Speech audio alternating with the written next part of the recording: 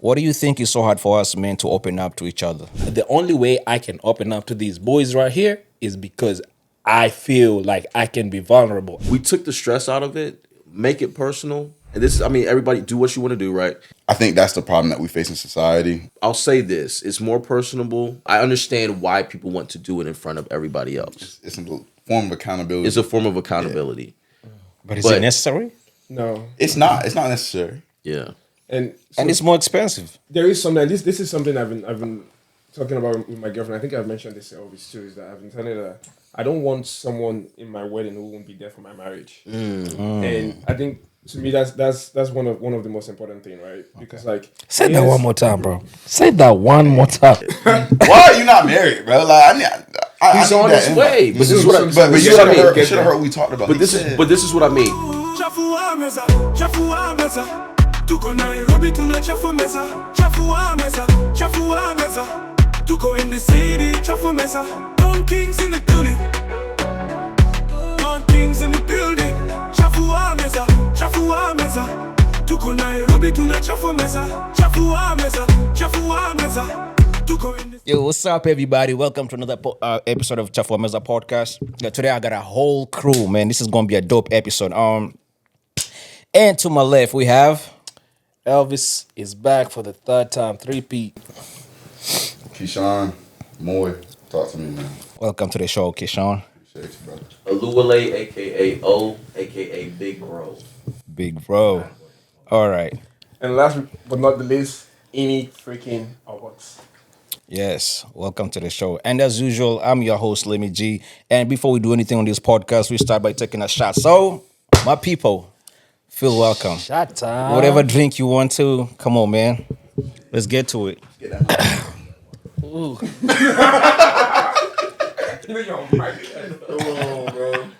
Oh, Lord have mercy. Like you didn't even give me water. Hold on to your water. I'm some of that too, brother. That's really good. Yeah, let me get some of that too, man. Let me get one too, please.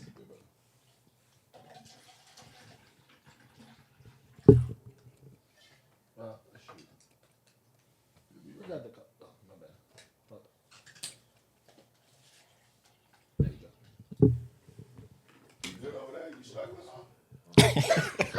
You ain't opened that thing, boy. Don't worry about what's You going didn't on. open that thing, boy. No, you did. Gramps. He did.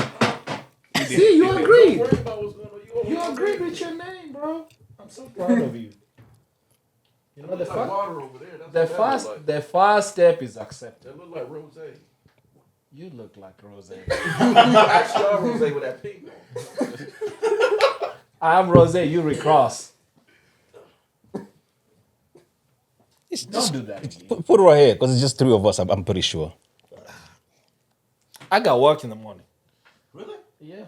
Oh shit. Salute, my brother. Salute to a good part, to a good time with men.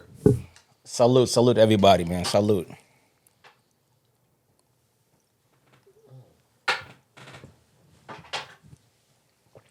Whoa.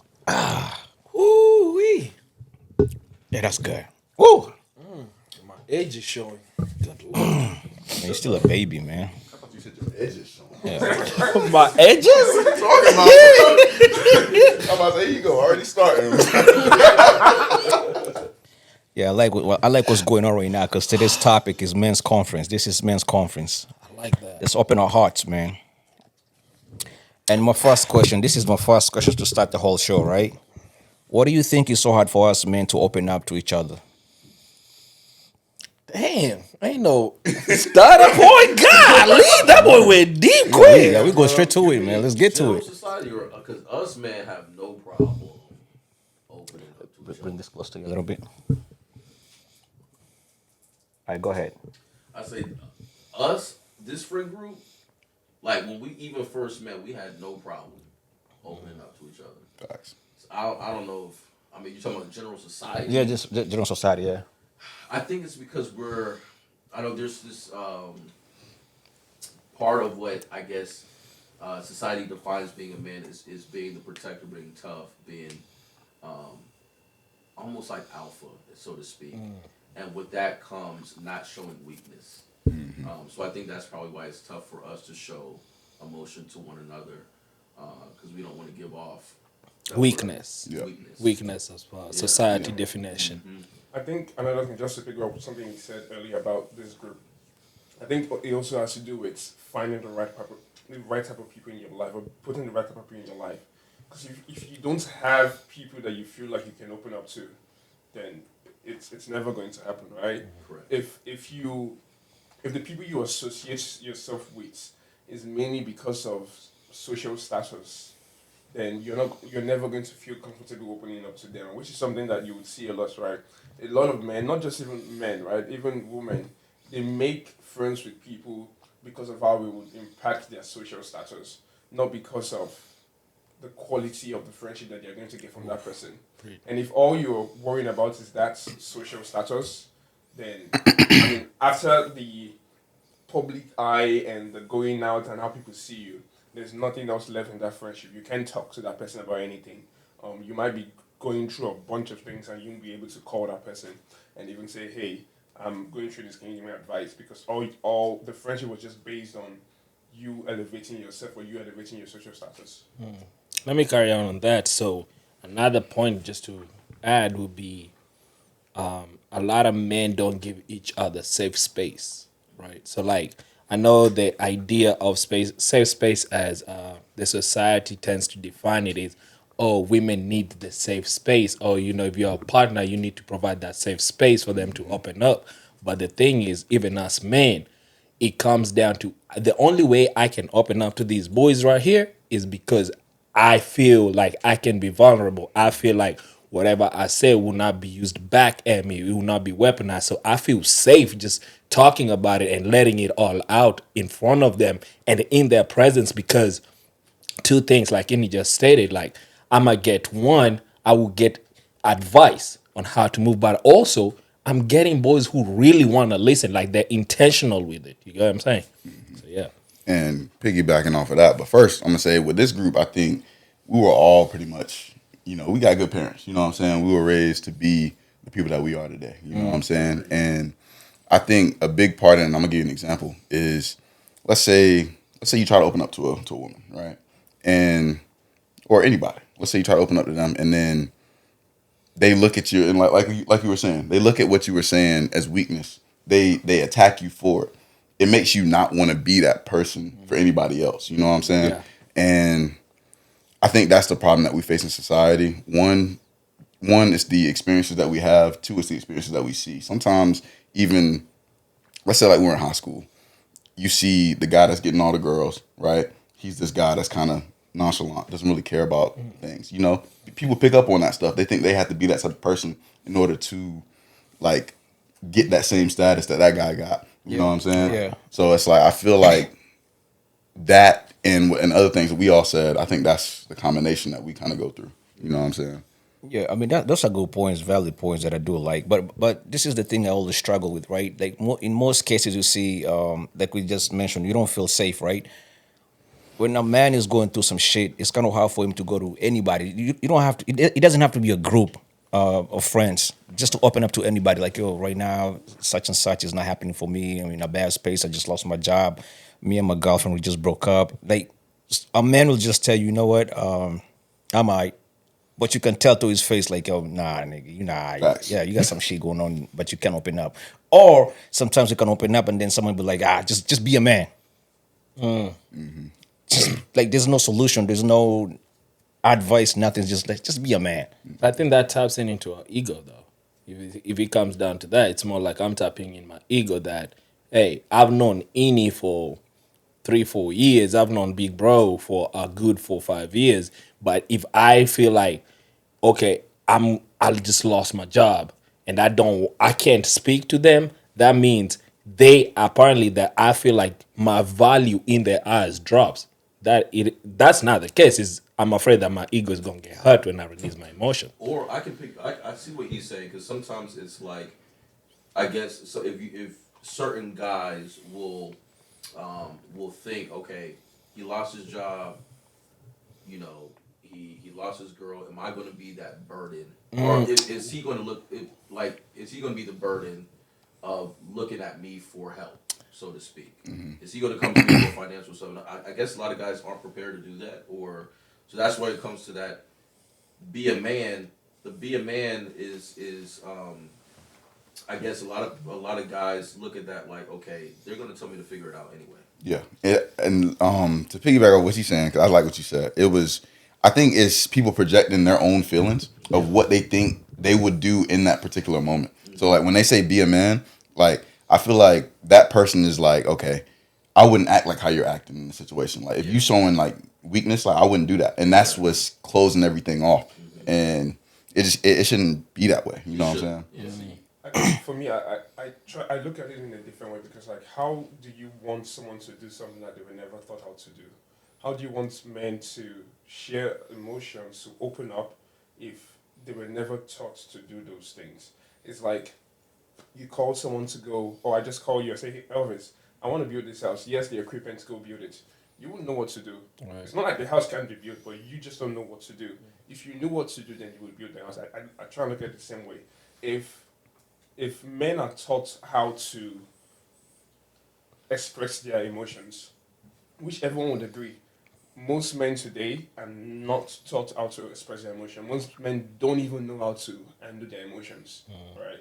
If they are taught how to express their emotion, how to handle and share that emotion, I think it's going to be easier because even if you have the right type of friends around you, right, you can still do something that you don't know how to do, right? Or you can still do something that you never saw people before you do. And that's another thing again, which I think society plays a big impact in that. If you grew up in a society where you never saw men express their emotion, as far as you know, that's not something that men are supposed to do, so you would never do it. Very true. So I think the first thing there is you have to break out of that society's expectation that you have in your head that, okay, the be a man that we're talking about, right? Which is something, and there was this ad, I can't remember, it was a shaving company that they did an ad, and the ad was be a man, where two boys were fighting, and like the women were trying to separate them, but the man was like, no, they're men, let them be men, right? Yeah. I think they wanted the boy to do something, and they were like, no, men don't do that. And but the ad was like, no, be a man, men shave, men do this. But I'm like, if that's all you were taught as a man, that's all you're taught to be as a man, then you won't be able to do the other thing. Even if you're put in a position and given all the opportunity and given everything to be able to share your emotion, if you don't know how to do it, you're still not going to do it. So to me, I think that's the major issue that needs to be addressed first before men can start sharing emotions. And that's a good point. That's why we have a platform like this. We can break the barrier and open up something new to us men. Yeah, I mean, you've seen situations where men, and this is the this is the worst, man, where men in a relationship have been abused with the other significant, but they can't open up because it's embarrassing. Yeah. You can't actually sit right here and tell your other man like, yo, I'm getting my ass whooped when I go home. You say that, yeah, it's gonna be wild. That brings up another conversation. We also look at it like it's funny. Right. You know what I'm saying? Yeah. We even look at, like, we use the term prison culture as funny.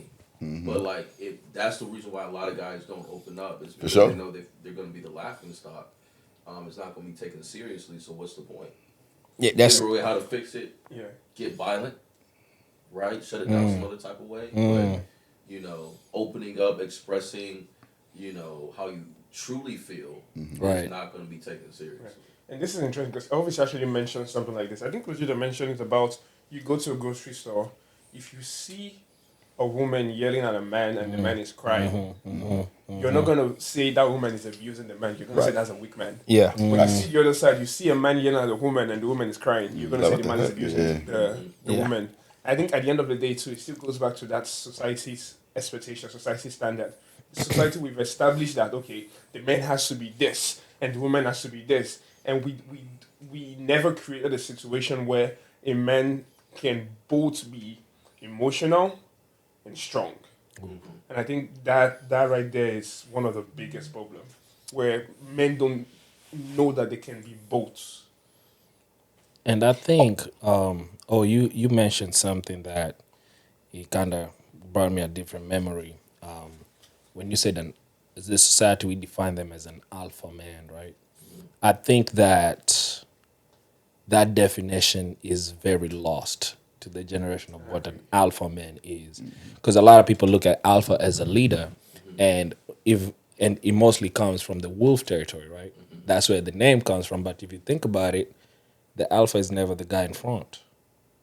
He's always in the back because he can see from all perspective. That means he knows how to lead by allowing his followers. You know what I'm saying? And I think we tend to have this, I'm an alpha man to mean a macho man, which is not it. And society has put those two together. And so I feel like if I'm not macho and crazy, I'm not this hard, like, woo woo woo guy. Bro, you can't be that every day. You cannot bring that. You bring that energy to the house every day. That woman, that kid is not going, that energy is just going to be completely off. You know what I'm saying? And so at some point, softness is leadership in Feminine itself. energy. It's leadership in itself. They've turned alpha into an egotistical thing. Absolutely. And I think Absolutely. Absolutely. Like you mentioned the wolves, so I was watching a video recently. So just like you said about like the alpha, I think a lot of people, and I think the movie industry have kind of put this in our head to make it seem that the alpha is usually the biggest and the strongest, which in reality, even in wolves and like canines, is not the case. So the video I was watching, it was a bunch of dogs. I know exactly what video When- you're talking when- about. I saw when that. they were Yeah, trying yeah, to yeah, fight, yeah. The big one wasn't. Yeah. When the small one was coming, even the big one was Yeah, scared. he kneeled down. Yeah. And that's just to show you that even in the thing that we were trying to emulate, we still got it wrong. Yeah. Because in real state, an alpha is not the strongest. It's usually the wisest. Yeah. The one with more wisdom. If you look at other animals, right, like for example, baboon and chimpanzee, the leader is not necessarily the strongest. It's usually the oldest, Yeah. the one with more wisdom, who has seen things, who has experienced things, who knows what to do in certain situations. But like for us, we've established in our head that no, you have to be the strongest, you have to be the biggest. That's what it means to be an alpha. No, sometimes an alpha means that you need to look at things. Okay, what's the best course of action? Does this require me to go this route? Does it require me to do this? It's not a situation where, okay, I need to go pick this up and smash it. No. What's the best course of action for me to achieve this goal? That's what it means to be an alpha. That's a good redefinition of alpha. Yeah. What we should strive to be and to be. yeah. Right. Unfortunately, society doesn't. Doesn't. I mean, and you also see the same thing if you look at the definition of or a picture diagram that's differentiating a boss from a leader, just like you said. A boss is someone in front telling them, go do this, go do that. A leader is at the back. Yeah. Leader is Yeah. in there And the, with you. and the Yeah. biggest He's in thing there with is- you. A In leader the is trenches by with you. example. Right. Yeah. He's And the actually biggest thing- doing the dirty work with you Yeah. as Yeah. a leader. And the You know, biggest when thing you to have a me, general who's going into battle and they're leading you into battle. That's a good general. That's a leader. A boss is somebody who's in the back, Commanding, just commanding. you gotta do 1, 2, 3, Someone that you and don't he even don't really know jack respect, about to it. be honest. Yeah. and see, what I'm wondering too is like, if you're an alpha, do you have to be an alpha all the time? And like, and the thing is, I don't think so, because going back to that video of the dogs. So like, yes, I do think it's like the wisest, and like it depends on who's like the wisest and stuff. But like, if you're put in a different scenario, I think it's also whoever has the most tenured in that position. Like let's say like with your job or something like that. Like you can be an alpha maybe in your friend group, right? People look at you as the leader and stuff. But let's say you go on your job and there's somebody that knows more about your job. They've been there longer. But let's say you're older, you're wiser than them, but yet they've been in the position longer. They can take over that position as alpha, and you can fall into a role of like a supporting cast. You know what I'm saying? So I don't think you have to be an alpha all the time. I think the definition of alpha changes when it becomes somebody's in that position longer than you. You know what I'm saying? Somebody's been a longer tenure. And so let me carry on that. I think it still falls under wisdom because I have to be wise enough to realize, hey, bro, Sean you know this better than me. I need to step back. Because if I don't have that wisdom, guess what? We're going to have conflict. Yep. I'm back and forth. I'm going to be like, nah, bro. Who you think he is? I need that position. That's my seat. You know what I'm saying? This is my seat when I'm in the house. This is my seat when I'm here. This is my seat when I'm here. So this should be mine too. Yeah, I But get you. I think with that wisdom, it comes like, nah, bro, this is your department. Let me step back and learn. Because again, with that wisdom comes, I need to learn to be better in whatever I'm doing. Mm-hmm. Yeah, Discipline also. absolutely. You know what I mean? Yeah, you can add to that one. Another thing, right? I want to ask: leadership. See, right now in our society, we lacking leadership. That's why you see our younger generation are just acting up the way they are. What do you think that is? What happened to us as men? Accountability. We lost it. We stopped holding each other accountable. So, okay, let's say, and I'm gonna use my friend group. Actually, this is perfect. Big Bro, one of the best coaches I've ever had. I've been lifting a long time, but he is one of the best coaches I ever met because if Shout out to Big Bro. listen, bro, you want to be right, you better tap in with that boy. Shoot. But this is the thing, though. Every time we would lift, and I would do this, I would do that, he'd be like, yo, why are you doing that? That's not what I wrote. Yeah, I'm like, oh, damn, bro, I'm not even going to make it to the gym today. Why? You got school? What's it? Just chilling. Boy, if you don't get up and come here, Ini will do the same thing. Guy, you good? Nah, I'm just tired. Are you sick? Nah. You can be tired after the gym. You can be tired after. Like literally, he'll make up. So I'm being held accountable to something that I personally love. It's not that I don't love it. I love it. I cherish it. But they hold me accountable to it. So Keshawn is the youngest of us, right? If Keshawn goes out here acting crazy and I don't correct him, that's on me. You're a fake friend. Yeah. That's on me. Yeah. Because I need to be like, hey, bro, what you doing? yeah. You did 1, 2, 3, bro. Why you feel that's good? What do you gain from that? You know what I'm saying? Yeah. So we stopped holding each other accountable. So we've lost. I stopped holding him. He stops holding me. His daddy stops holding him. It's trickling down. We lost. Yeah. That's a good point. I like that. I think another thing to the newer generation is that we tend to forget, or we tend not to realize how smart the newer generation is. Like how advanced they are in certain things. And this is a problem I see, especially in Africa, right? Because this is a conversation I have with my mom every time, where I tell her something, and she's like, "No, this is the way we used to do it," right? And now in my mind, I'm like, I understand that this is the way you used to do it. Doesn't mean it was right. Yeah. You did it that way. Yeah. Doesn't mean it was right. But here's the thing, right? Because she's stuck on, I believe that this is the way we used to do it and this is the way it should be done. She's not going to change. Yeah. So now, for me, I already have my mind that, okay, then what's the point of me having this conversation, right? Yeah. Now I stop listening to her. Because Yeah. she has accepted that she knows, and again, this is an African thing, right? Yeah. Where they say, no, I'm older. I'm older than you. I know better. Not even African. I would say it's a General? Yeah. Parenting. Yeah. I was about to say know that too. better. Yeah. I agree with that. That right there, that's the first mistake.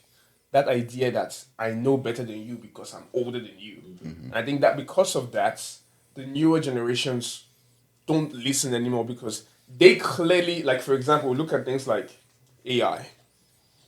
Like you go on TikTok and you see 12 years old, 11 years old. Like I'm a software engineer. I see 12 years old, 11 years old doing things with AI that I've never thought about. But like if I go and try and impose my authority on them, saying that I know this better than you, when they know that they can do things that I can't do, why are they going to listen to me? I've already disqualified myself in their eyes. So I think right there, that's one of the biggest things that people got to realize is that this newer generation, there was a research about it that came out a few days, talking about the Gen Alpha and the Gen Z. They are so smart, they're smarter than all the generations that have come before them. Because they were born into this technology, Yes. into the AI. all They're, they know. exposed Yes. into a lot of things. Yeah. So if we keep going into them and keep saying, "I know better than you because I've been here longer," we're just disqualifying ourselves in their eyes. They're not going to listen to us. Yep. I think that's actually what really breaks the relationship between us children with our fathers. You know what I mean? That's the same exact thing you just say, because most of the time your dad is looking at you like, yo, no, you don't know that. There's no you can be smarter than me. I have to teach you that. And you like, "Psh, bro, I already know that. You know what I mean? So, but they're looking at you like there's because of your age, it's gonna take you a while before you get to where he's at. So it brings that friction right there. It's like I'm not gonna fuck with him, man. 'Cause- I like the points y'all making. I think one of the deeper points that we should examine is the what leads to that, and I feel like that's the lack of role models. Yep. When we look into our past, there's plenty of role models who, unfortunately, right now no longer exist, that we're able to look up to as like a shining example of what to do, how to follow. Even if they didn't know more than us, they're still like, okay, they're doing it right, or they have a sense of morality. Something that holds them together and drives them forward that I can look up to and see and mirror my life like. And right now, I feel like in this current generation, there's not one I can really speak to, that we all hold up and look at them and like, okay, I want to be exactly like them. Their morality, So let me. That's a deeper point, right? It So is. I think we have role models. I just don't think we have the right representation. That's what I'm saying. role See, models, So if right? we don't have the right role models, Yeah. then that's where we're being steered But see, in the wrong direction. I think we don't have the right representation of role models. I think, like I said, I think they're there. But I think what we see on social media, we see a lot of the bad things that are going on. We That's don't what I'm see, making, yeah. we don't see those good things. Like the people that should be in those role model like eras, like doctors, lawyers, and stuff like that, that they should have platforms to where like you can teach these people. But it's like they're not the forefront of what we see. We see entertainers, we see celebrities and stuff like that, and that's not the best representation because they don't tend to the masses. Yes, the masses hears about them a lot, but the people who tend to the masses, those are like you have to go to programs in order to actually like get to that stuff. And I think that's being done on purpose. Yeah, 100%. Oh, for sure. 100%. do we have role models in our neighborhoods? We used to. Yeah, we used to, but now do we? We don't have one, right? Well, it depends on the neighborhood, right? So, like, I know for a fact, like, if you went to, I remember in Greenville when I went to ECU, there's this joint to Farmville, and unfortunately, most of the people who were there were not what you would call the best representation, right? And the leader of the said group, he used to go to the high school, and we talk to the boys and be like, yo, nah, you a smart kid. I don't need to see you out here. I need you to finish here and go to ECU.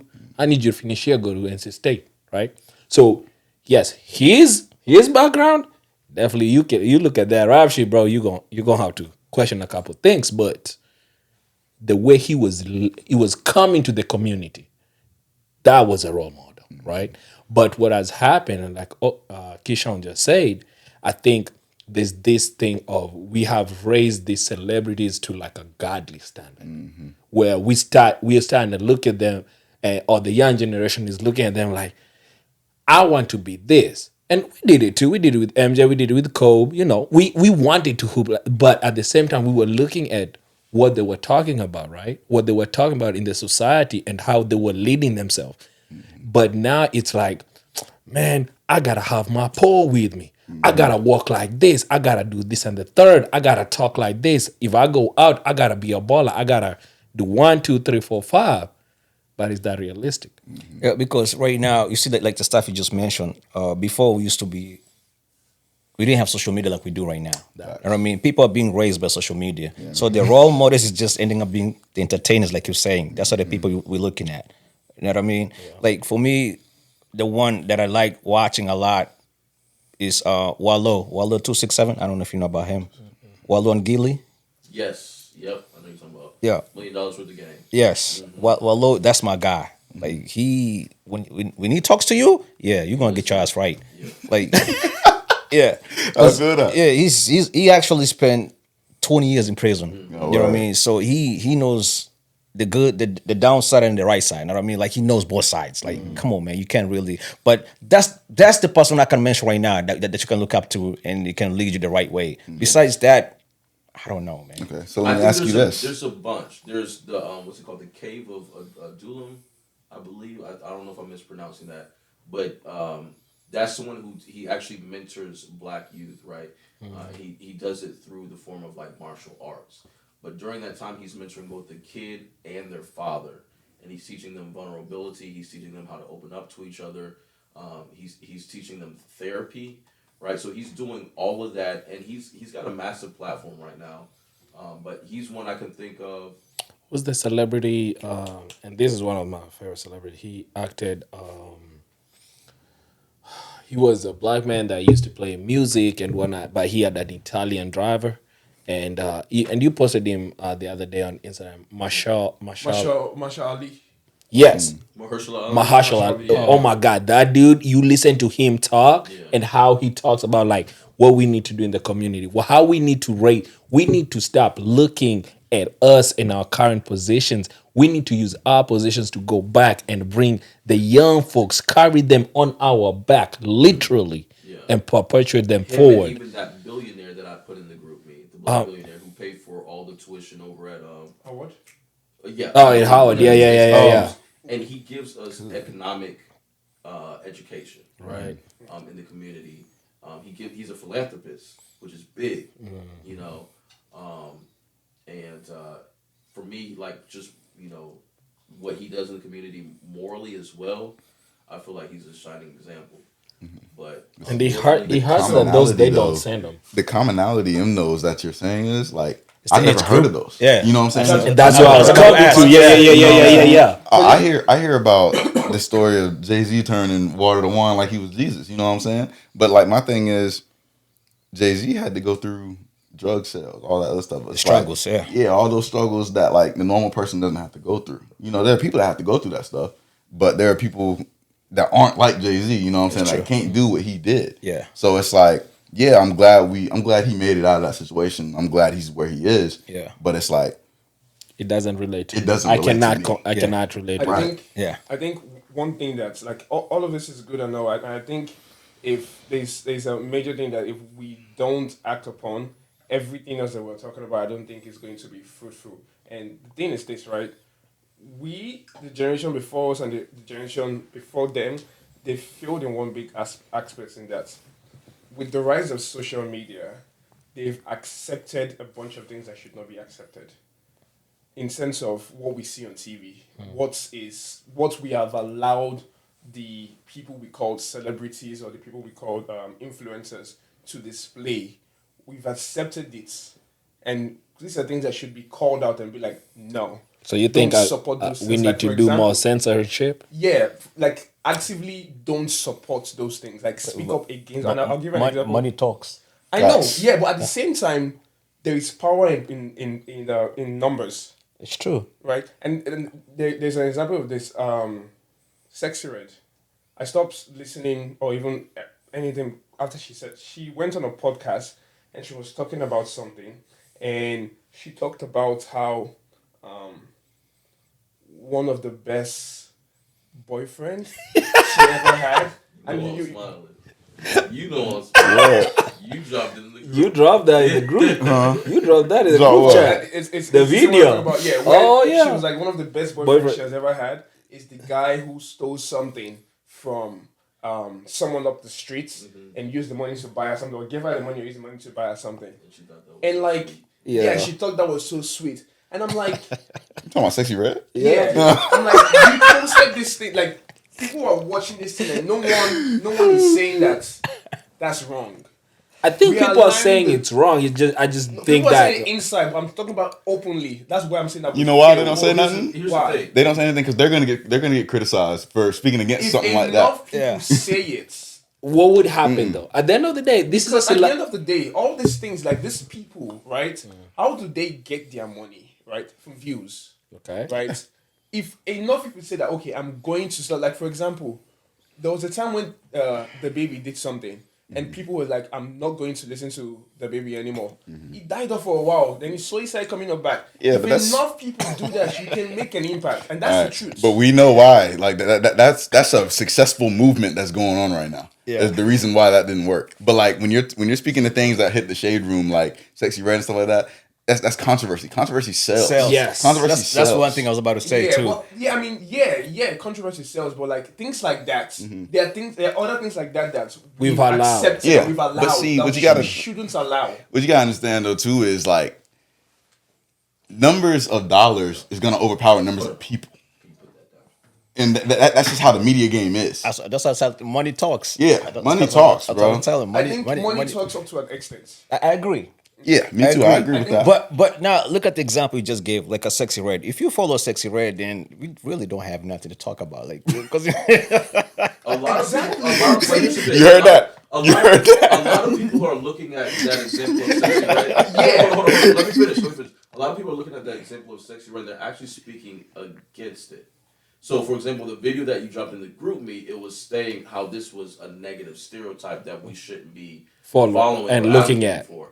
And a lot of the comments were, yeah, we're not, but this is not the generalization of said group. That's another Right. discussion. Yeah. Right? But a lot of people are actually speaking out against those mannerisms, saying this is what we should be avoiding. This isn't something that we should be showing. So I think there is a movement against it. I just think there's a lot of that gets into a deeper discussion of the role model thing. I think there's a reason why a lot of those people are promoted to send certain communities. of course. There we Because- go. Yes. Yeah, because that shouldn't even be a Another post. reason, another reason I was going to say Only reason that is because Yeah, I didn't want to go that route because they would be after me. So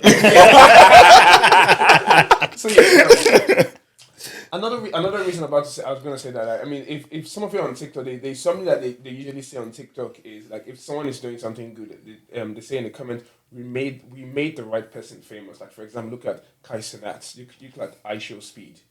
It wasn't money that got him where he is. It was people, right? Right. People saw what he was posting and they supported it. But hasn't he also said some controversial stuff that course. people He have does. talked about? Yeah, but everybody- it's never I'm brought talking him about down. Yeah. his growth going there. Not everybody's They always supported good. The, growth The going people there. are the ones I'm who got talking- him there. Yeah, what I'm trying to say that there are different scenarios where people have said some things and people kept quiet about. Mm-hmm.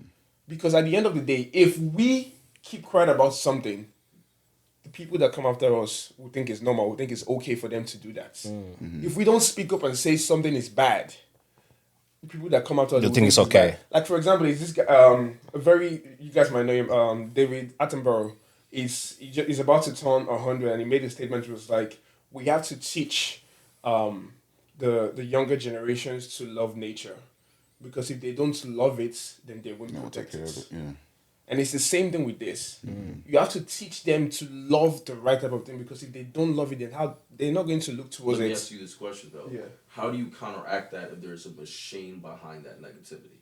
Because I think that's the bigger thing that we're facing right now is there's a machine actively Pushing behind- that stuff this out. negativity to in my opinion to kind of twist and mold But- the And morale. I can Go tell ahead, you yeah. exactly What how, would I'm telling you you do? exactly how you do that. And this is something that's being done in TikTok. So if you're in TikTok lately, you will see that a lot of people, what they do now, if they're trying to get their video shown, like for example, I don't want to go anywhere, but like some things happening, some people are in need of funds.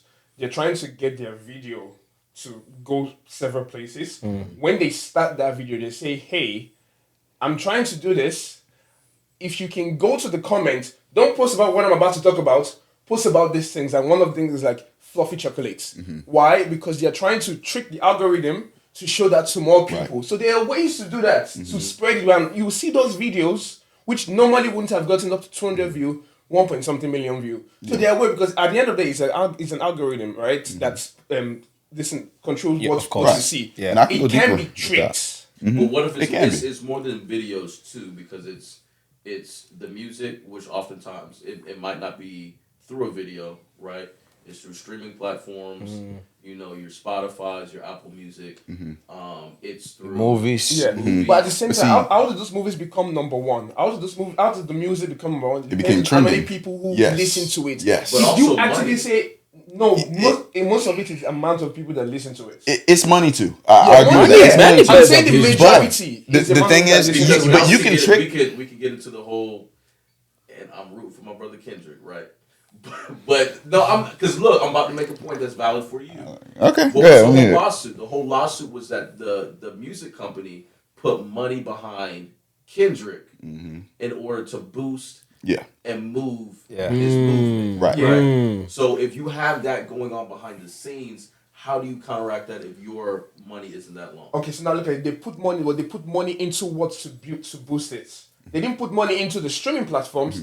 They put money into tools to enable it seen everywhere. At the end of the day, it's still about the acceptance. If people still decided that they were not going to listen to that song, it won't still be number one. But But this see, is the thing. there's a Ini. thing too. Yeah. Like So it's you on can radio, can it's on- manipulate your own algorithm. Yeah, Yeah. you, You cannot can- manipulate mine. You cannot Yeah. manipulate Yeah. ours. You cannot Yeah. manipulate Right. Keshawn. You cannot do that You can't. because at the end of the day, what happens is this: Ini.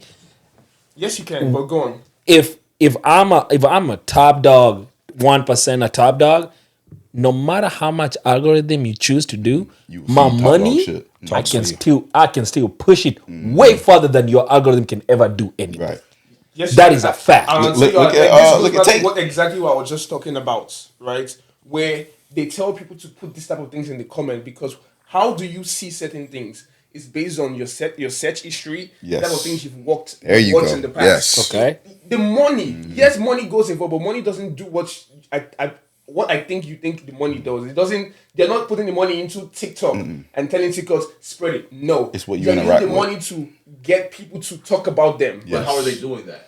How are they doing that? They are paying people to talk about them. Yeah. But at the end of the day, I'm saying you there's, won't- there's major platforms, Yeah. Shade Room, It's the algorithm. Yeah. spiritual world. Yes. Yes. That are those. Yeah, they're that- doing Because it. Yes. those- the big names, the big But influencers. At the Yes. end of the day, you still have to watch it. You still have to So- listen. Yes, So you have to you watch un- it. You have to interact with But it. here's the thing: Yes. do you because here's the thing. What you can see is in some of those comments, you'll see, man, like the blue face and the what's her name? Keshawn. Keshawn? Keshawn. Yeah. You'll see them over and over and over, and you'll see some people like, yo, I'm so tired of this story. But But they're that's- reacting I with get it. I get that's interaction. Thank you. But even if you don't interact with it, You won't. You won't can see it as still much. You won't see it. You, won't see you it. can't you can see it, can. but the reason why because is because of- you interact because with it- other content that that's related just to like that. it. But yeah. let me That's ask you the way this, it Ini. works. Let me ask you this. If he saw the video, he interacted with the video, I follow him. and let's say I send the video to him. He has to It'll do change his something to algorithm. you. And So then to I my don't unsubs- interact with it. Yeah. You telling me Preston will not see it?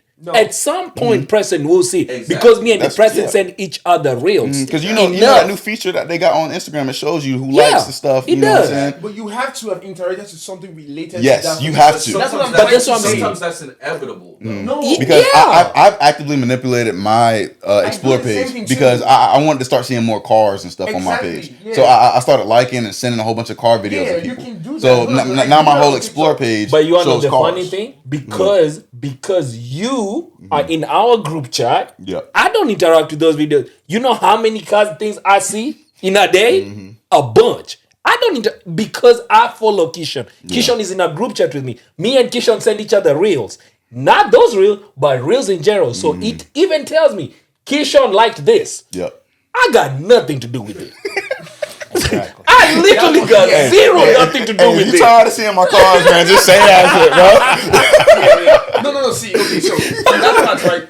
That's a feature on Instagram. Right. That's not something that happens on TikTok. And that's Yeah. what we were Yeah. saying. It Yeah. depends on the platform. Yeah. Yeah. But at Yeah. the same time, right? If now that still has to go with the people you're interacting with. If the people you're interacting with are also doing that type of thing with you and not looking at that thing, then you're not going to see it. Right.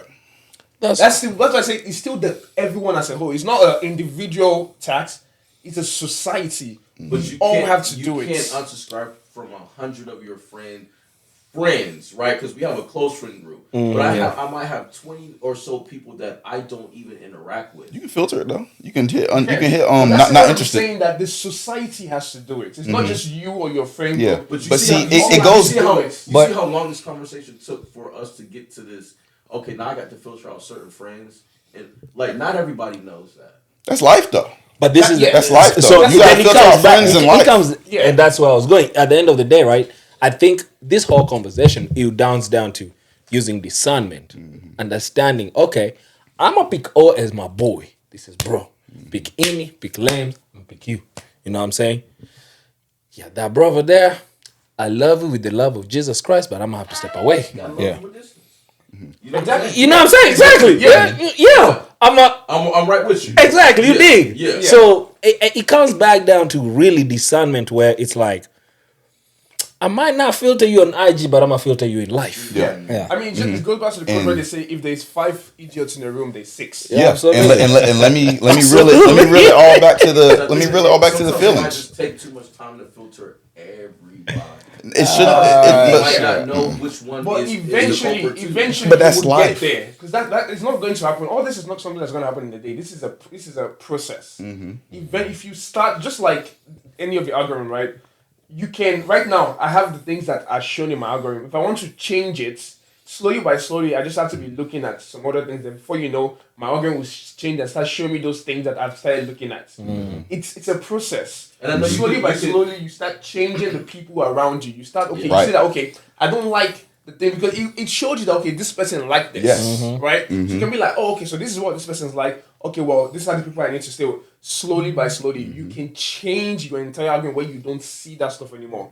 Like I'm a what's what I'm trying to use. Creature of habit. I'm a testament to that. Sorry, Okay. in the fact that there are certain things in my TikTok you won't find them. I think I've mentioned. You probably know about this, right? I shoot bow and arrow. I learned how to shoot bow and arrow on TikTok. I fly drones. I learned how to fly drones on TikTok. What else will you see on my TikTok? A bunch of RAV4s, a bunch of Mazdas, because those are the things I'm interested in. Let me ask you this Wow, question, nice. because this is where we get into something that kind of is not even under our control. You have some of these celebrities like Sexy Red or whatever, and I know we can do protests or whatever, but they go to certain even high schools or middle schools and performing, right? So it's like, what is Prom night. if that is the mindset of your Prom teachers night. or the No, I'm saying that's or when they'll the- bring them. the educators They'll Oh bring yeah, them. yeah, for sure. Homecoming. that are moving, that are trying to support that and encourage that in the schools. I feel like we're gonna have to have another conversation. And I agree, and that's why I said it's a society. It's not an individual thing. Like Correct. growing up in Africa, we had this saying like the family doesn't raise the child, the village. community does. Yeah. the entire village. It Takes a doesn't village. take. Yeah, it doesn't. It's not the moment. a village. Yeah, it's not the moment and dad that raises the child. It's the entire community, the entire village, right? Yes. So it's going to take the entire society, which is one of the hardest things that is going to have to happen. That the entire society is going to have to come together and say, okay, we don't want this. And see, let me like reel it back in too, because basically what we talked about Instagram, right? So we talked about how the algorithm works. We talked about how you got to put yourself in places where you want to see things that you want to see. That's the same thing what we were talking about with men's feelings and stuff like that. There are men that can show these feelings, but how they had to go there, they had to go through their trials and tribulations of they got to filter out they got to filter out the wrong people into the right people in their lives, people that are emotionally intelligent. You know what I'm saying? So anything that you see that isn't that way, you gotta filter that out. You know what I'm saying? You gotta be able to say, okay, this isn't right for me. I'm trying to learn how to be open with my feelings. So you gotta invite people in your circle that are emotionally intelligent. Like you said, if there's 5 million in the room, you'll be the 6th. If there's 5 dummies in the room, you'll be the 6th. If there's 5 emotionally intelligent people in your room, You're gonna be the you're gonna be the sixth. 6th. Yeah. So it's just all about how you filter your life. Yeah. And another good thing with that is if more and more Boy, it was preaching, boy. Yeah. That's why you came with the glasses. You know what I'm saying? But yeah, no. Taking a shot to that. That's what we doing. Yeah. Hey, Come on, hey. man. It's a drinking show. Come on. Hey, you know we Kenyans, right? Kenyans, we get busy. Oh, no. Guyanese. Fast I know you're forward. Nigerian.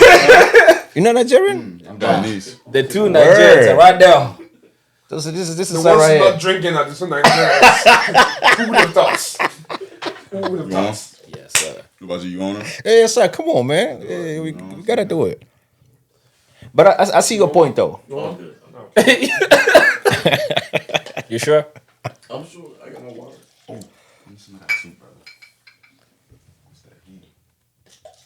the first time I came on the show, you would have asked me about relationships.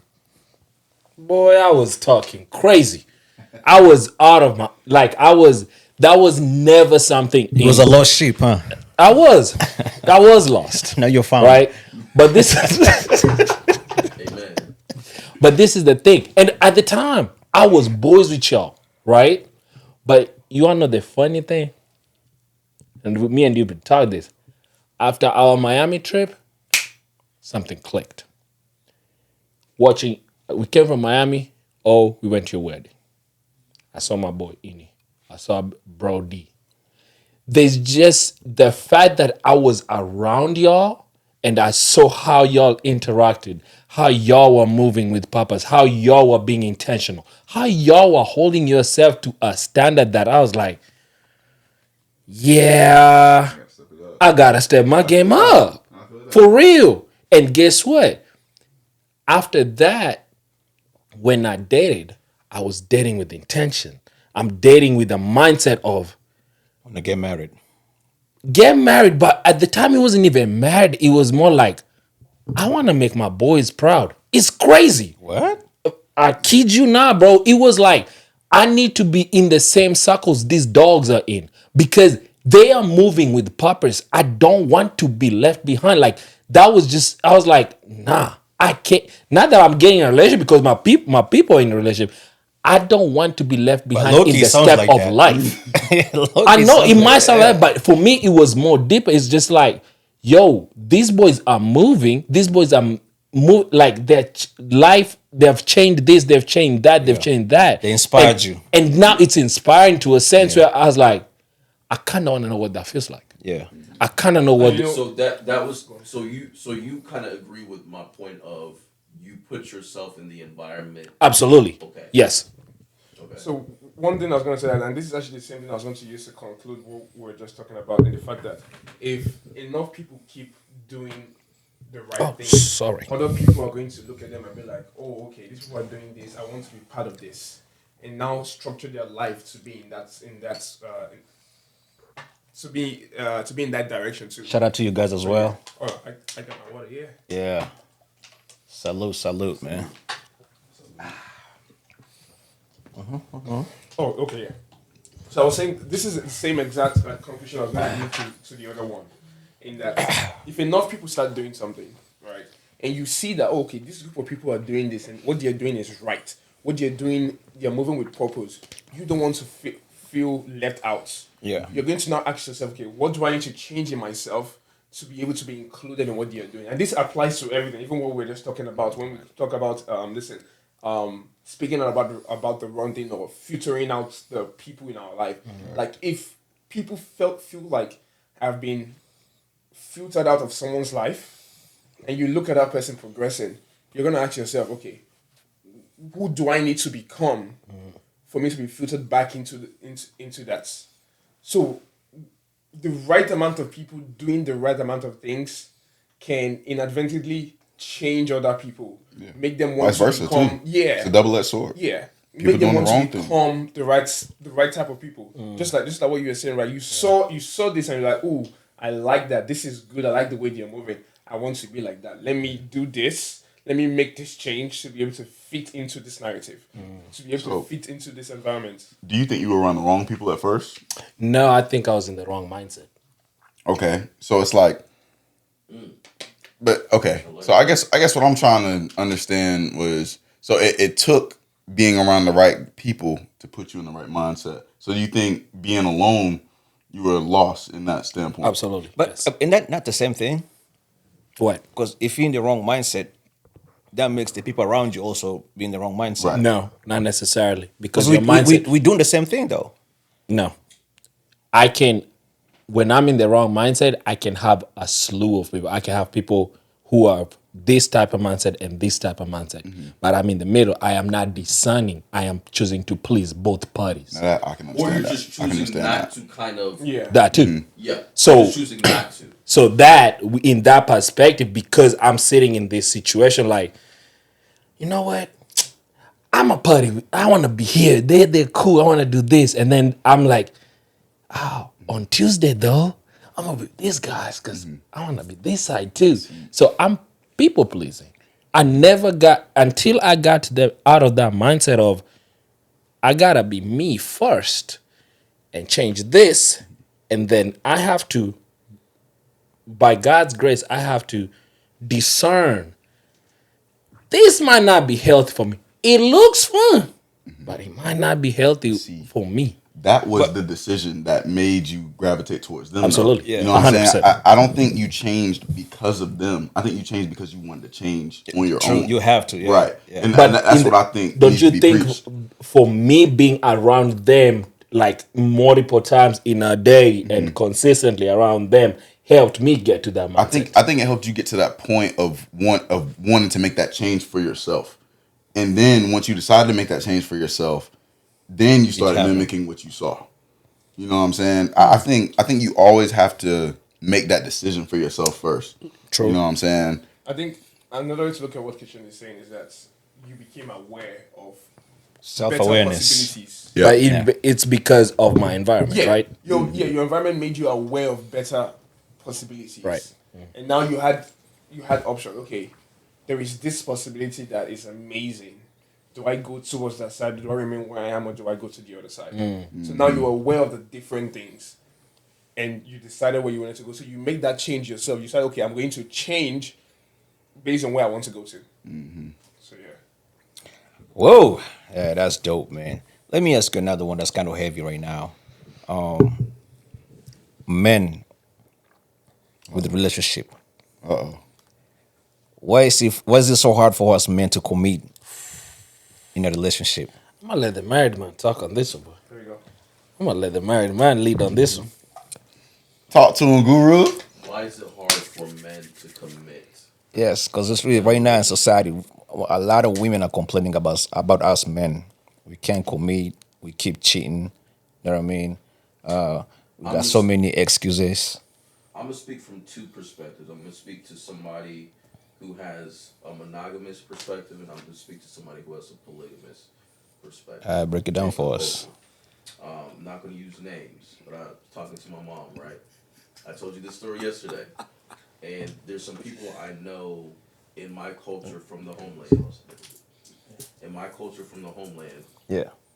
Who have multiple wives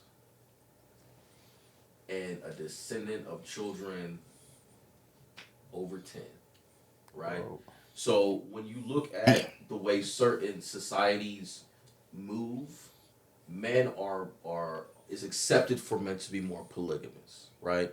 So certain times I feel like it's hard for men to be monogamous because I feel like almost biologically we can boom, boom, boom, boom, boom, while women you accept and you're kept for nine months, you know.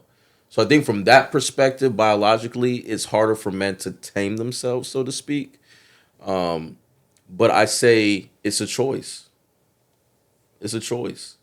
We had this conversation yesterday. Would you want multiple wives? My answer is no. Why not? First of all, I mean, morally, She. I say religious. Yeah, speak for yourself. No, I'm messing. Religious wise, it goes against my religion. It goes against my morals. But I think certain times when you allow more people into your marriage, you're allowing room for stuff to go awry, so to speak. You're dealing with multiple spirits at the same time. And you have to be really conscious of multiple personalities, strife and confusion, you know, kind of dividing stuff, so to speak. I think when you create a bond and you hone that bond with one person, I think you have the potential for more success versus, you know. So you're not So even let me open. ask you You're not this, even open to like a threesome, right? You said what? You're not open to a threesome, do you? Never have been, never will. Gosh. Let me ask you this. Small ass out here, man. Time to be serious here, people. Golly. I'm fucking with That's okay. Oh, speak on it too, though. Why'd you choose to be a husband, bro? If not based off society says, oh, being married is the best thing. And I don't know, you've been married, but Why did you choose to be a husband? That's a very loaded question. It is. Break it down for us, man. Because this will come back. The reason I ask this, it comes down to the commitment aspect. Why did you choose to be committed to your wife? That is why you became a husband. But what made you want to be a husband? I think when we look at the pillars of society, especially for the Black community, that's one of the things that we're going to have to start creating in order for our society, our community, to survive and to thrive. I think the foundation of our community is family. If you look at a lot of the way our culture is breaking up and dividing, is because of broken homes. I wouldn't want a broken home. I see how the kids turn out. I see how the parents kind of go back and forth, and I think you create dangerous members of society when you don't have a sound home. So for me personally, that's the reason why we committed. Right? We wanted, we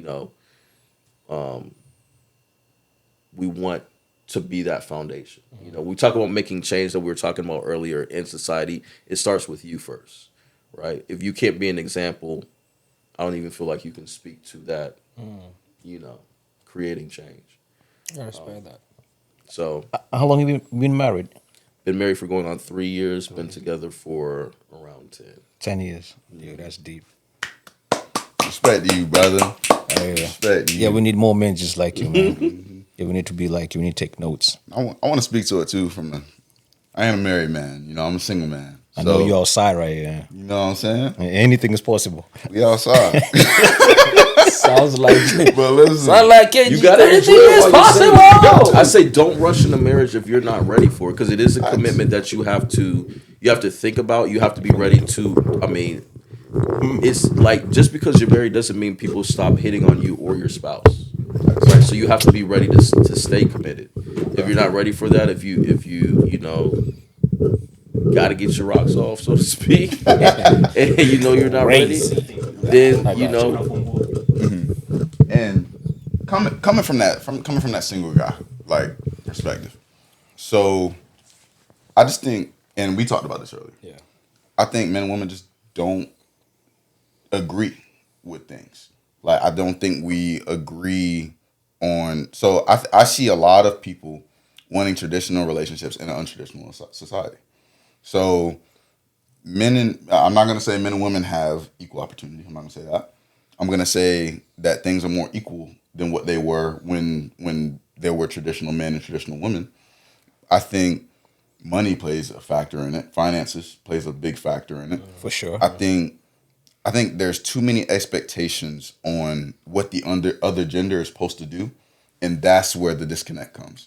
I think we got to stop. I don't want to say this. All right, I think we have to stop trying to impose what we want on somebody and meet them where they are. Mm-hmm. You know what I'm saying? So a lot of women I meet, and sometimes it'll be city girls, sometimes they'll be regular women. And sometimes it's hard to differentiate the two. I see a lot of city girls. What they want is this unrealistic guy making a sponsor. Mm-hmm. They want a sponsor. Yeah, they want to sponsor their life. They want a bank. They want a guy who's the bank. Big bank. You know what I'm saying? But they also want to do their thing. Like, you can ask those women what do they bring to the table. They'll say me. You know what I'm saying? But then you'll meet these other women where it's like they have those morals and values instilled in them, but maybe it's certain things, and I can't really speak to what those things are. Maybe it's certain things that makes the guy not want to commit. I think a lot of guys are afraid of well put together women. Yes. You know what I'm saying? That part is true. I think that's why we dodge them. I think that's why we dodge them. Which is you're missing your blessing too at the same time. Mm-hmm. You know, and that's our fault. But I think that also plays a fault on women in society, because I like to use this analogy. There are 10 snakes in a room.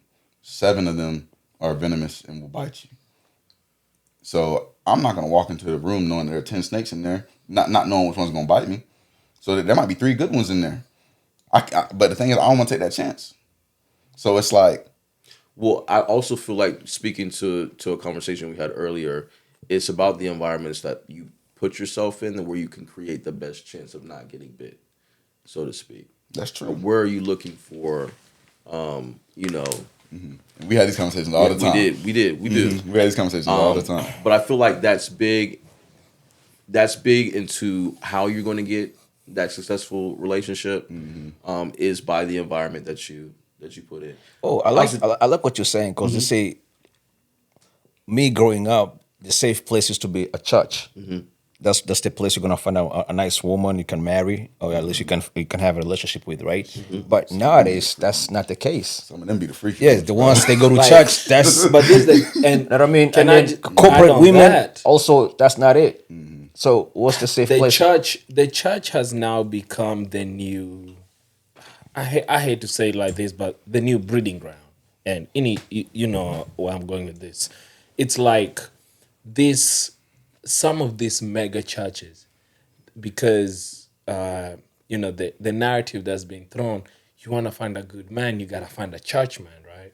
And so most are going to church not to get what church was meant for spiritual healing, spiritual growth, spiritual advancement. They're going, where's my next person type thing, right? The devil And, knows the Bible just as good. man, he does. And it sucks that this place that where both used to go to meet God, and then because I think that the key thing to sustain a good relationship is putting God in the center of it, right? And so having God in the center of it, I think he helps give you that discernment where you get to pick the environment, you get to pick the people you communicate with.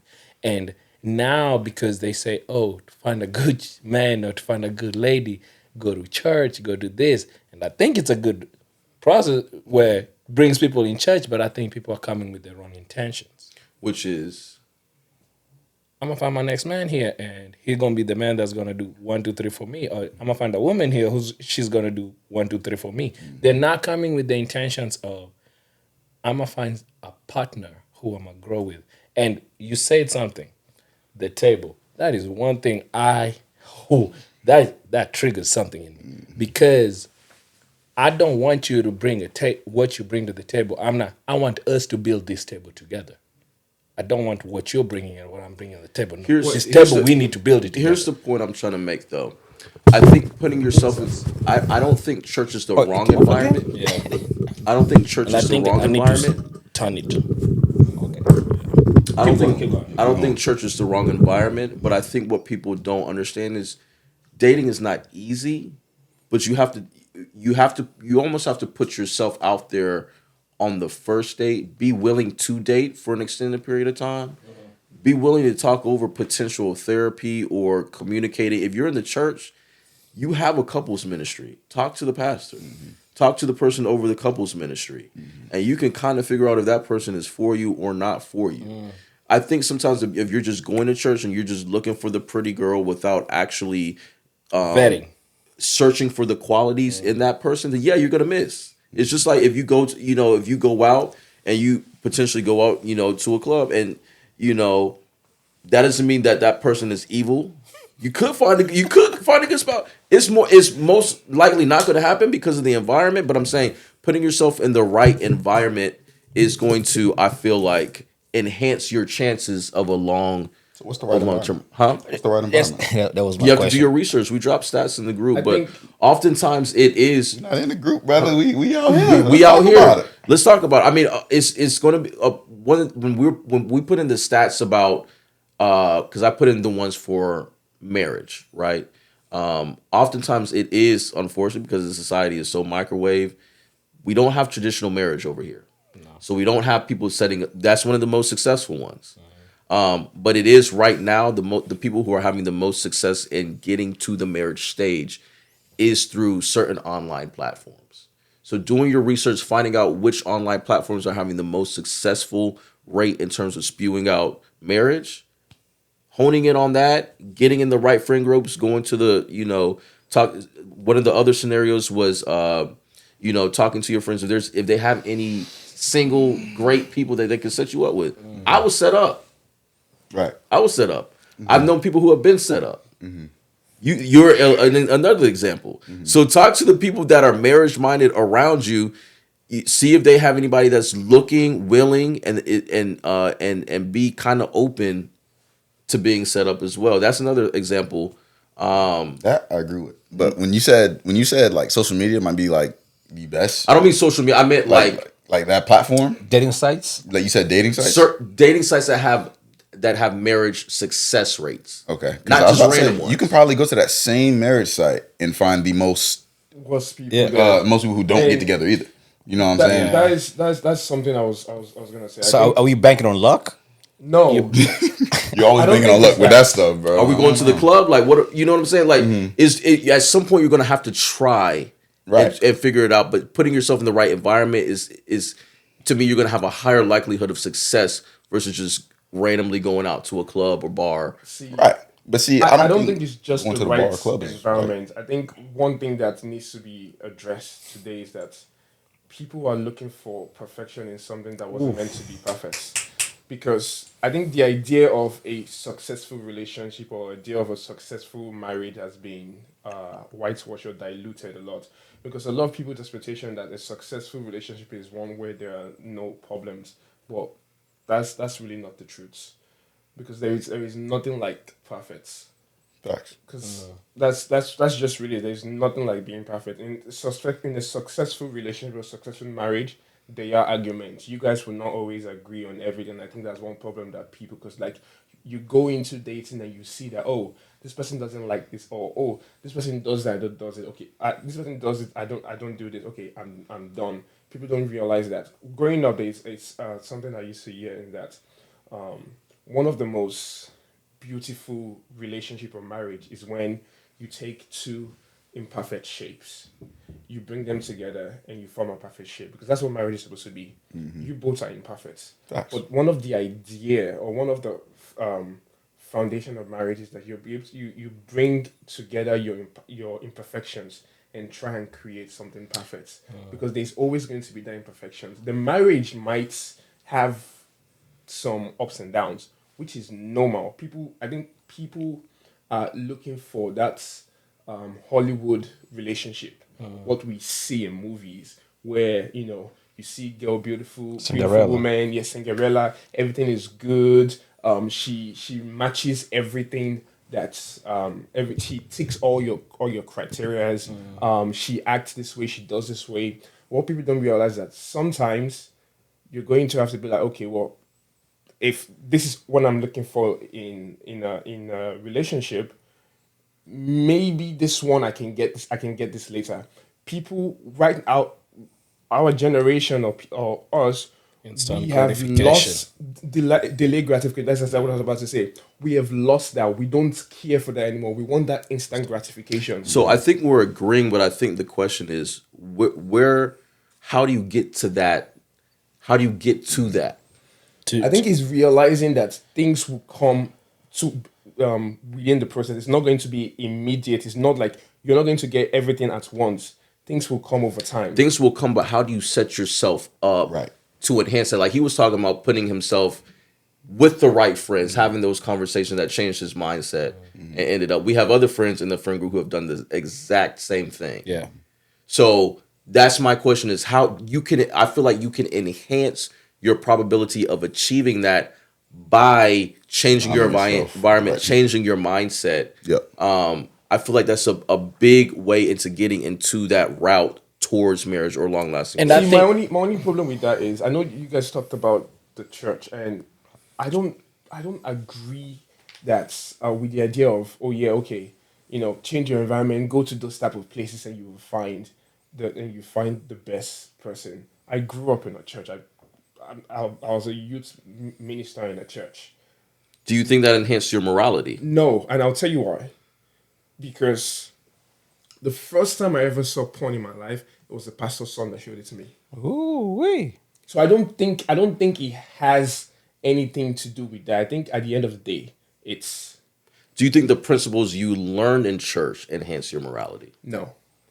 The principle I learned from my family, my mom, Okay. my dad. That's is an what environment. enhances it. but not. I'm talking about the church because I know. Okay. I think you don't brought up the church about one of the places to go. No. I believe- said a lot. He said churches could be a place to go, but I No, said no. the We church we has grew become up the taught new. like that. We grew Yeah, up we being don't taught talk like that, but Yeah. that's is not not- always the case. Yeah. That is true. I Yeah. agree. The reason why I say it could be is because if you and you can ask Adrian this, we literally prayed for each other.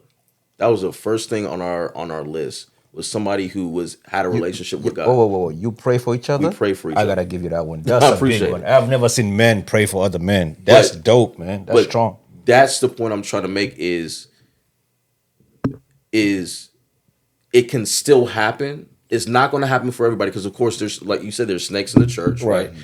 There's snakes everywhere, but I feel like certain environments can enhance that. Like the probability the is higher. probability is Yeah, is a bit higher. I can agree agree with with that. that. But I also Yeah, agree yeah. that it can happen even in the worst environments. Absolutely. I think it still And- depends on I you agree. And it being comes able back- to discern. It and comes be back 'cause to if- that. Yeah, regardless of where you are, you can be in the bar and find the best partner in your That is life. true. It's possible. You can. I'm saying that the possibility is there, but I'm saying the likelihood of achieving.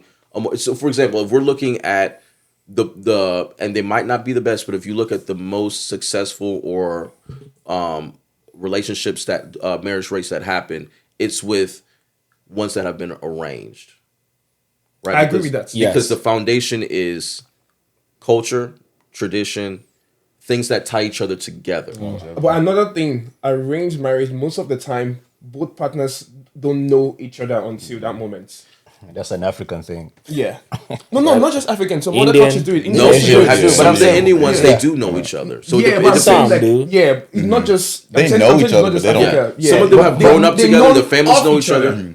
Well, some of them have grown up together, their families know each other, and then they partner. This person went to school, they went to grad school. We know this is going to be a good, healthy partner for my child.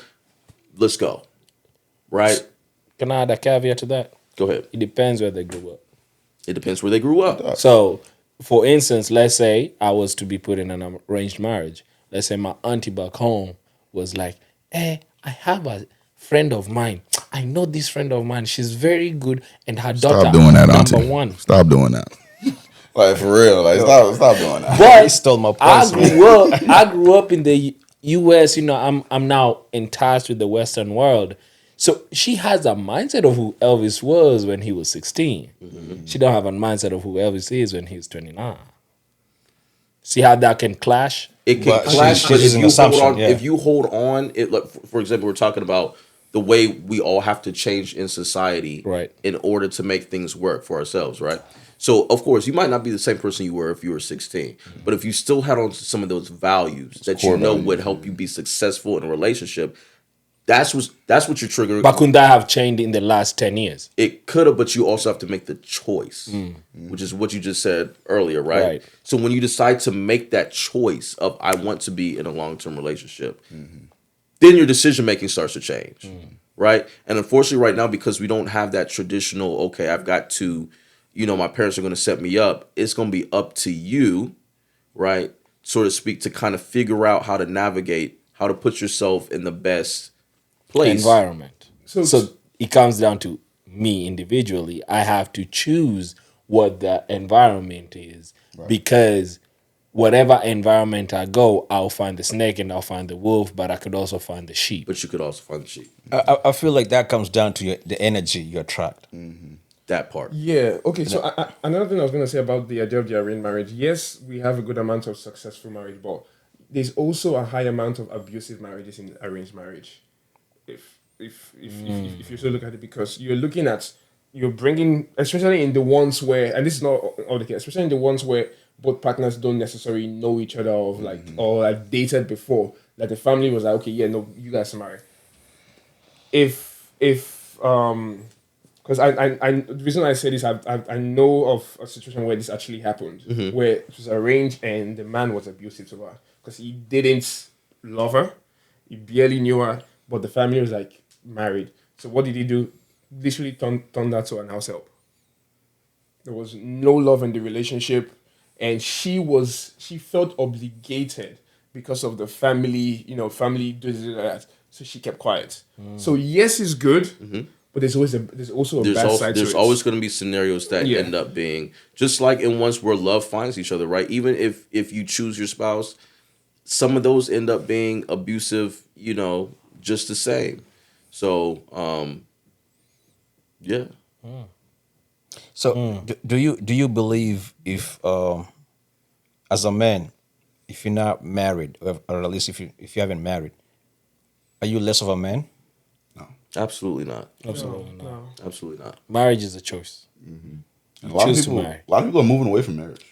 You know, when you look at African traditional, sometimes they consider you less of a man if you don't have a wife. I can't speak too much on that. You know what I mean? It's like, it's really weird. It's like sometimes when men sit down like this and then everybody's married back to you, it's like you have the last talk. Like you can't talk before them. Yeah, but So there they are see you as a less man. Like you're not really. But there are also a lot of African traditions that we look at today, and we say that is terribly wrong. Archaic. Yep. Yeah. So we can't say that, okay, yes, because, and this is what we were talking about before. We can't say that because they used to do it and that's how they thought, and doesn't mean it's right. Right. Yeah, because they did it. Yeah, they didn't know better. Yeah. Doesn't mean it's right. Yeah. Right. Yeah, they can say if you're not married, you're not a man. Right. It's if it even still goes on today in a lot of places, especially not just on men, but even more on women, saying that, okay, if you need to be married at this age, why are you not married? Why are you not married? Like, here in America, you can see a lady 35 going to 40s, 45. No one is going to be disturbing that. Oh, why are you not married? Why are you not married? But you go to, especially Nigeria, a lady is 30. Every single place she goes to, Well, you're not why are you married. not married? Why are you not married? Why are you not married? So yeah, Now she has to put a fake ring. Exactly. There are a lot of things that are done back. Yeah. Doesn't mean it's right. That it's right Yeah. or it's correct. Yes, I don't think we should model a conversation based on that, or we should try and act towards that because Yeah. it's And just the way they did. I think that a lot of times that if we start looking at that type of information, that light, it kind of makes us as ourselves become hypocrites of our own judgment, because then there's a lot of things that we do that we know are not right, but we do them because nobody's gonna question it. Then at that point, you get what I'm saying. So it becomes a very seesaw kind of balance information. Way to I go. can only speak on me. Like, you know what I'm saying? I can only speak on me and in my situations. So like I like that you're married, you know what I'm saying? And I respect Appreciate that you're that, married, bro. you know what I'm saying? So it's like I look at that as a goal, which is why I hold it highly, you know what I'm saying?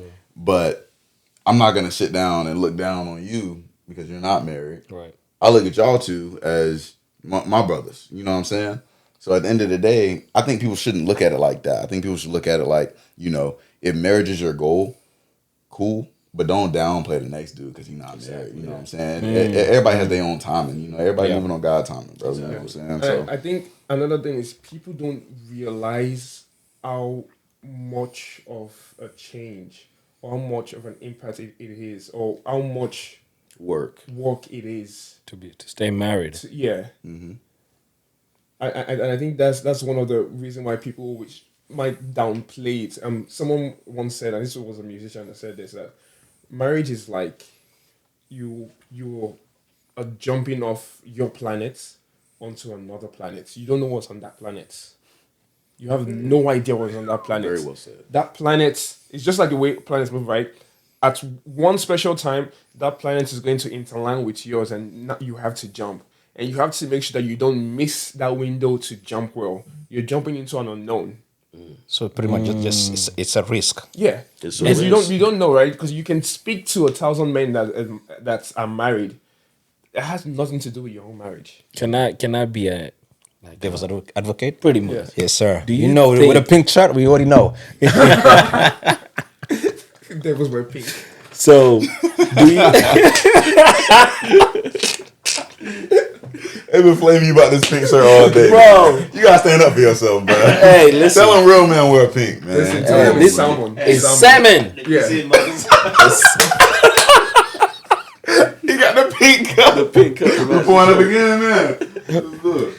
Do you think that is a reason men don't commit the fear of the unknown? Absolutely. Yeah. Oh yeah, for sure. I think it's normal to And it's that's in normal to be everything. afraid. That's in The everything. fear of the But unknown. is that why they don't commit? I think it's a multitude of things. I think it's the fear of the unknown. I think it's the fear of what society defines a man, and you maybe feeling like you haven't achieved that status to enter something as large as a marriage. I think it's the fear of combining lives together, knowing that you can't be being independent. Sometimes can be it can be scary, but sometimes it can be a little bit more freeing, right? Because when you're committed, there's certain things that you have to sacrifice for that other individual, right? Also, the fear of potentially become a dad. That's a whole other fear. So, But being a dad doesn't have to do anything with marriage. it can though, depending on It what can, but depending on what your spouse wants to do. So, if the person that you're entering into a relationship wants to have kids in a set amount of years, but that disqualifies depending on what she want to do. What about me? but it's exactly. So It that could be comes your down to fear for sacrifice entering here into now. the marriage. What if it's not a fear? What if it's just the way it would I want to be? depending on your mindset? Because if you have in your mind that I don't want to have a child out of wedlock, then if someone gets married, if someone gets pregnant, if the lady always gets pregnant, you're gonna be okay. I have to go marry her because I don't want to have a child out of wedlock. I want to have a child married. But that's Some forceful marriage people- now. That's what I'm saying. It depends So on your mind. If that's if- your mindset, then you're going to want to you're going to But rush to do that. there's more likely that marriage not last. Because now I don't love you. I just married you because there was a baby.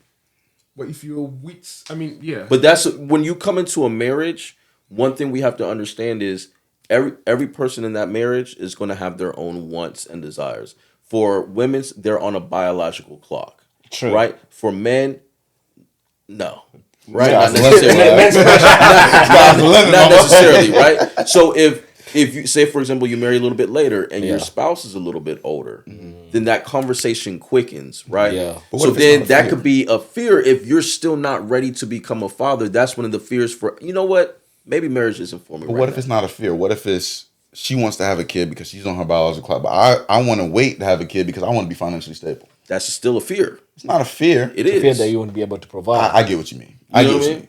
But So- but I think I don't think it's a fear. I think it's a responsibility. It's a concern. Yeah. It's a concern, but it's still in the back of your head. Like, what if that child pops out and I can't be the father I know I want to be because I'm not ready? That's the unknown.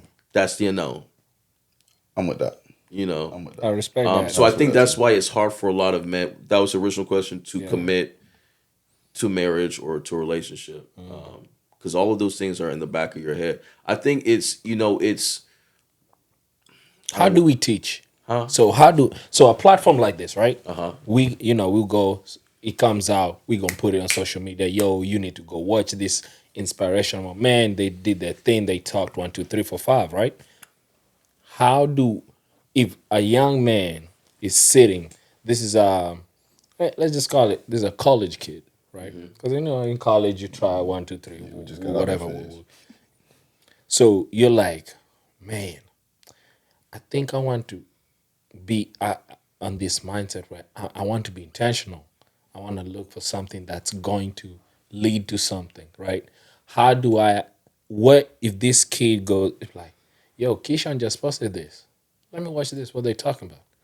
If they look at this moment and it's like, all right, cool. I like how y'all talked about this is a fear, this and this and then this. How do we teach? How do we advise to move from that to the next stepping block? Because like we said earlier, it's life. It's all stepping blocks, right? How do we move from this fear of the unknown, fear of, oh my God, I might not be ready to be a dad, fear of not being financially stable, fear of all this. How do I move to the next stepping block where I'm like, I know this is unknown, but I'm ready to go through it? Are you saying how do we show people, or how do we as an individual move? Honestly, both. Well, I Because think- based of our experiences, they're going to take Yeah. something from So it. And in- see, in- I think you show Go on. them. My fault. I think that you show them that you go through this all the time. You know what I'm saying? Okay. Your next step is always unknown. You know what I'm saying? When you graduated from high school, you didn't know how college was gonna play out. You had to go through it. You know what I'm saying? You didn't know if you were gonna make an A on that test. You had to study for it. You had to prepare. You know what I'm saying? You didn't know every step every single time. You know what I'm saying? And I think you have to realize that, like, when you're going through things, there are gonna be things that you just don't know. And I think that's the way you got to teach people. I think you got to teach people that the fear of unknown, like you got to be comfortable with that. Yo, you checking my words, my God. I was about to say, Shaw! 'cause, You know what I'm saying? there's literally no way you can teach not to have fear of the unknown because we don't know what tomorrow holds. But you can teach them to say it's okay to face tomorrow, even though we don't know what tomorrow has for us. You know what I mean? You'll always have fear because life is full of risk. We take a risk every single day, every single moment. You know what I mean? So it's okay to have that fear and just face it. The point is to face it. But you can't run from it. And what I was gonna say is actually similar to that. Is that the only constant thing in life is change. That's it. The only thing that will ever be constant in life. You sound like is Obama change. right now. Huh? Did y'all read some African proverbs before y'all came? But These don't sound like the Instagram. Hey, come on now. Look, I was about to say, bro. Look, this key's ready to be married right here. Yes, sir. Salute to the. I'm surprised you're not married. Yeah, I'm surprised you're not married. He's on his way. He's on his way. But no, Him. that's it though. Like the only thing that you can guarantee on is that there's always going to be change, right? And I think to answer the question about how you show other people, I think it's just being honest, opening to it, redefining the idea of a successful relationship or marriage. Letting them know that a successful relationship doesn't mean a perfect relationship. I think that's one of the most important things because like I know a lot of people where their mindset is that if it's not perfect, I don't want it. I think also another point is also to get advice from people who are in marriage. It's not a good point, or I mean, it doesn't make any sense. Someone who's not even in a relationship telling you how marriage works. Exactly. You know what I mean? It's like This needs to I be will define that. This needs to be a highlight because this is where we're going wrong in society.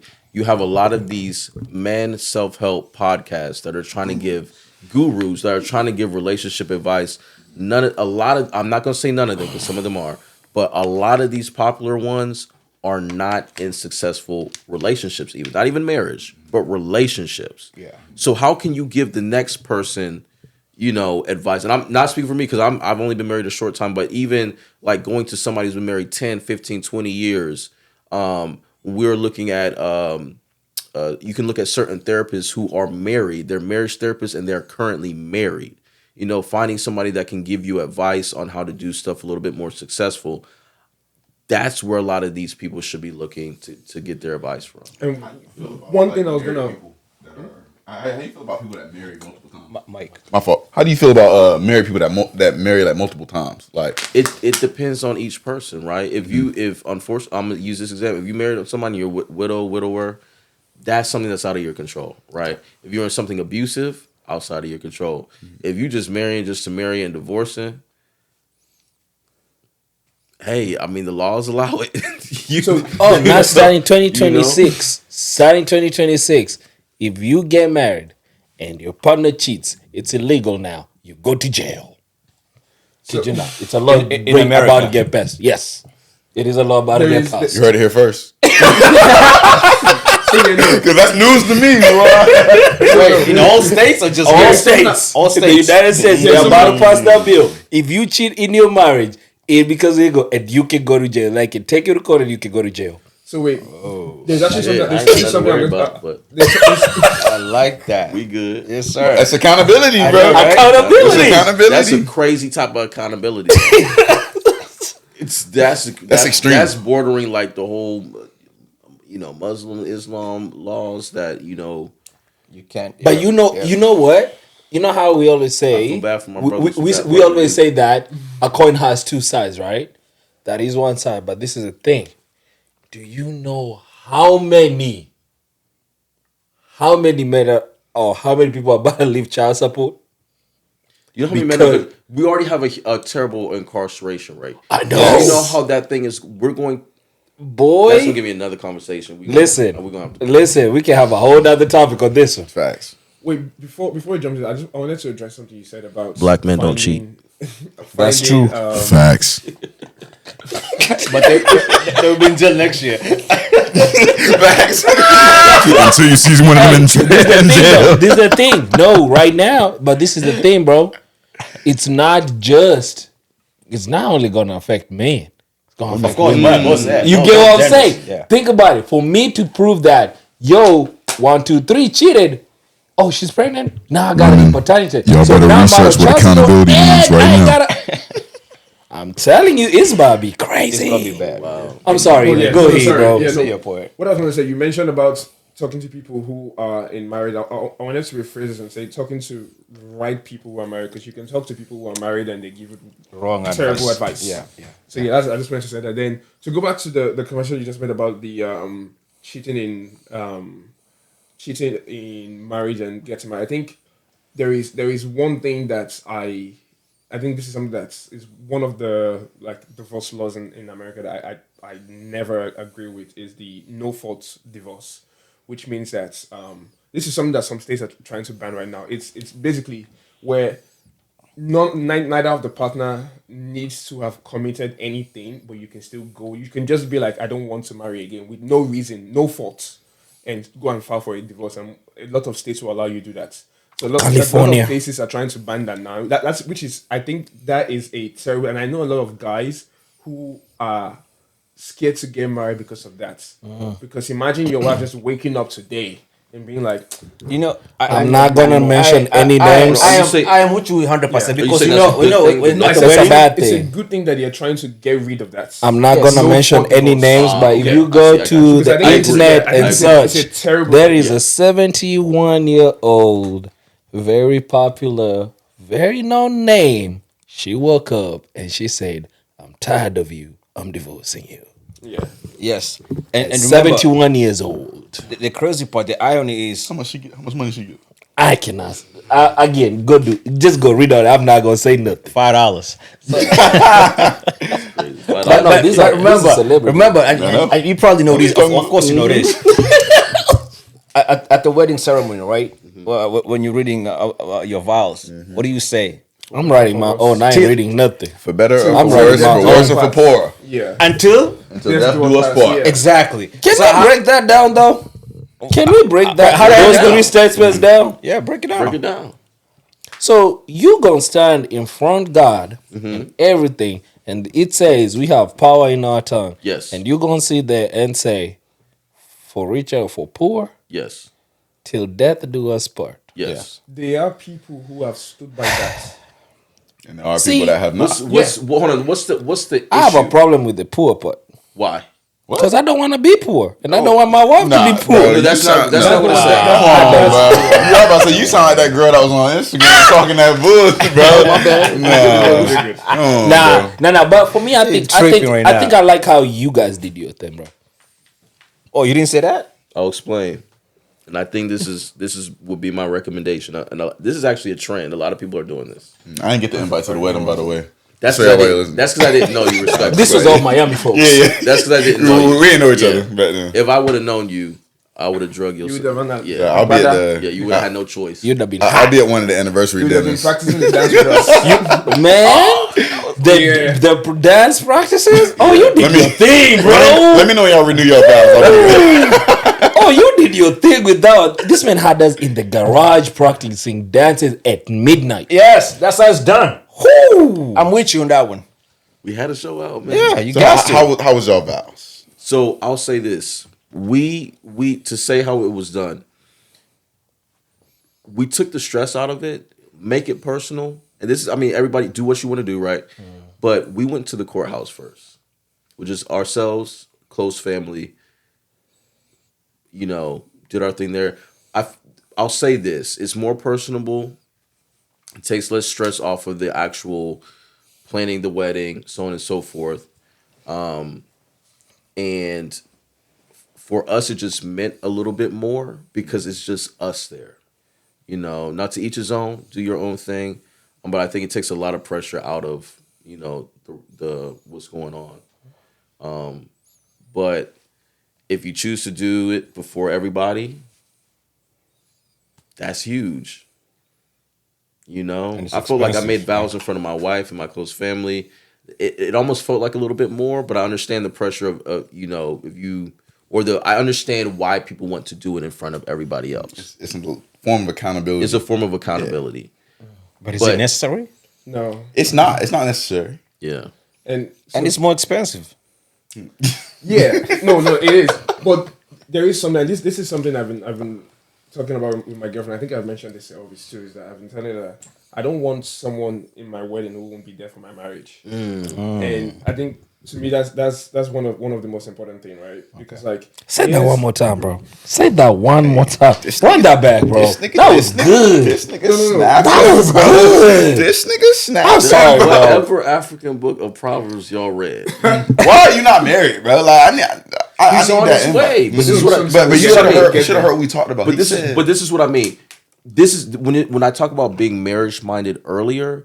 Me and Adrian we're together. We're together 10 years, married 3.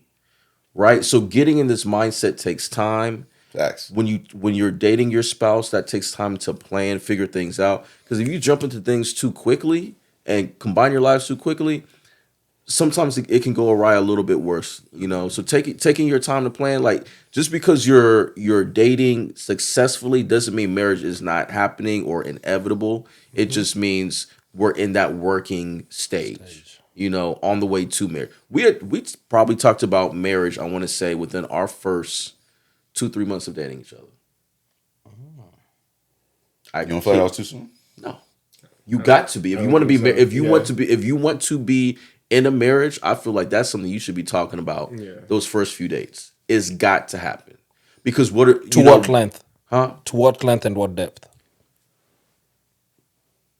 I mean, talking, we're going to go to Greece, Santorini, or we're going to go back home, or we're going to do this, we're going to do this. But I Or think are we that's- talking to a point of, hey, how do you feel about marriage? Yeah. That. Okay. I see what you're calling. How You you, could you go know down. what I'm You could saying? go You down. need, Yeah, I if see you're what you're doing. if you're marriage minded, you need to dig on if that person is marriage minded, if they're monogamous, how many children they want. That's what you need to dig on, because that sets the foundation for, does this have the Long-term potential to thing. work? But in the first week, or though? not work? Yeah. Huh? Within the first few weeks. Yeah. Because why are you dating?